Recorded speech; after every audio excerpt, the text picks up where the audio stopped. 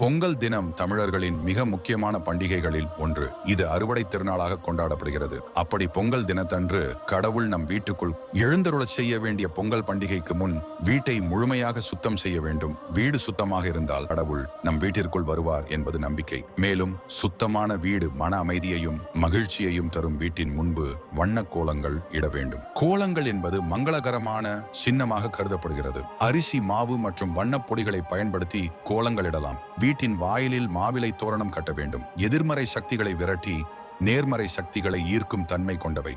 புதிய மண் பானையில் பொங்கல் சமைக்க வேண்டும். பானையின் கழுத்தில் மஞ்சள் மற்றும் இஞ்சி கட்ட வேண்டும். பொங்கல் பொங்கும் போது பொங்கலோ பொங்கல் என்று உரக்க கூற வேண்டும். சமைத்த பொங்கலை கடவுளுக்கு படைக்க வேண்டும். கரும்பு, மஞ்சள், இஞ்சி மற்றும் பிற பழங்களையும் படைக்கலாம். கடவுளுக்கு படைத்த பின் குடும்பத்துடன் சேர்ந்து பொங்கலை உண்ண வேண்டும். முக்கியமாக பக்தி மற்றும் பிரார்த்தனையுடன் கடவுளை அழைக்க வேண்டும். அவர் நிச்சயமாக நம் வீட்டிற்கு வந்து அருள் புரிவார்.